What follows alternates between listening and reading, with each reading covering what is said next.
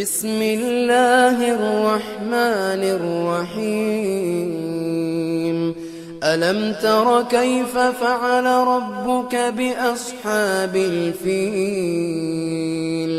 ألم يجعل كيدهم في تضليل وأرسل عليهم طيرا أبابيل ترميهم بحجارة من سجيل فجعلهم كعصف مأكول.